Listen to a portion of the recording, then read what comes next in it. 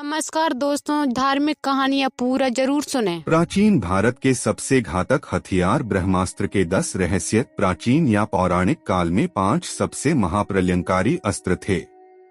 पहला ब्रह्मास्त्र, दूसरा नारायणास्त्र, तीसरा पाशुपतास्त्र, चौथा वज्र और पांचवा सुदर्शन चक्र। आओ जानते हैं ब्रह्मास्त्र के बारे में 10 खास बातें। तदस्त्रम प्रज्ज्वाल महाज्वालन तेजोमंडल संवृतम सशंभवम व्योम ज्वालामालाकुलम भृशम चचाल च मही कृत्स्ना सपर्वतवंद्रुमा। महाभारत 8 अक्टूबर 2014 अर्थात ब्रह्मास्त्र छोड़े जाने के बाद भयंकर वायु जोरदार तमाचे मारने लगी। सहस्रावधि उल्का आकाश से गिरने लगे। भूतमात्र को भयंकर महाभय उत्पन्न हो गया। आकाश में बड़ा शब्द हुआ। आकाश जलने लगा। पर्वत अरण्य वृक्षों के साथ पृथ्वी हिल गई। नंबर 1, किसने बनाया ब्रह्मास्त्र? वेद पुराणों आदि में वर्णन मिलता है। जगत पिता भगवान ब्रह्मा ने दैत्यों के नाश हेतु ब्रह्मास्त्र की उत्पत्ति की थी। ब्रह्मास्त्र का अर्थ होता है ब्रह्मा, ईश्वर का अस्त्र। नंबर 2, इंसानों को मिला ब्रह्मास्त्र। प्रारंभ में ब्रह्मास्त्र देवी और देवताओं के पास ही हुआ करता था। प्रत्येक देवी देवताओं के पास उनकी विशेषता अनुसार अस्त्र होता था। देवताओं ने सबसे पहले गंधर्वों को इस अस्त्र को प्रदान किया। बाद में यह इंसानों ने हासिल किया। नंबर 3, कितनी बार हुआ ब्रह्मास्त्र का प्रयोग? कहते हैं कि प्राचीन भारत में कहीं कहीं ब्रह्मास्त्र के प्रयोग किए जाने का वर्णन मिलता है।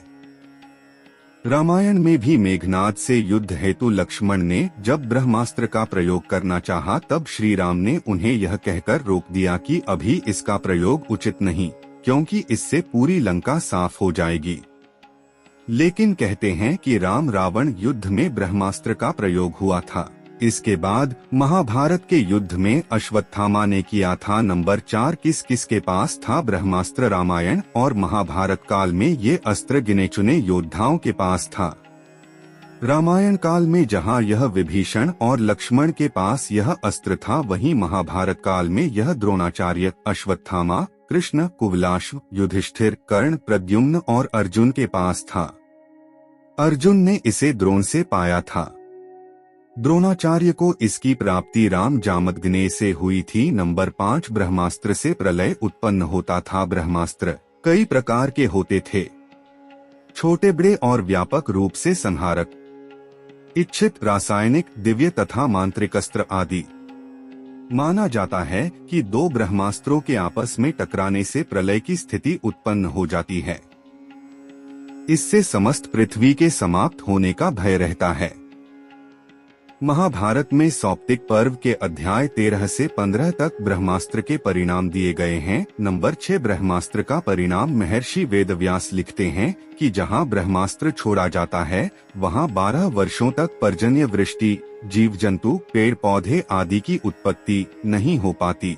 महाभारत में उल्लेख मिलता है कि ब्रह्मास्त्र के कारण गांव में रहने वाली स्त्रियों के गर्भ मारे गए थे। गौरतलब है कि हिरोशिमा में रेडिएशन फॉल आउट होने के कारण गर्भ मारे गए थे और उस इलाके में 12 वर्ष तक अकाल रहा। इससे यह सिद्ध होता है कि ब्रह्मास्त्र भी परमाणु बम जैसे ही रहा होगा। नंबर 7, ब्रह्मास्त्र की काट। इस अस्त्र शस्त्र का काट किसी के भी पास नहीं था। कहते हैं कि ब्रह्मास्त्र को ब्रह्मास्त्र से ही रोका जा सकता है या इसे वापस लेकर इसके परिणाम से बचा जा सकता है। अश्वत्थामा ने जब अर्जुन और श्री कृष्ण पर ब्रह्मास्त्र चलाया था तब ऐसा ही हुआ था।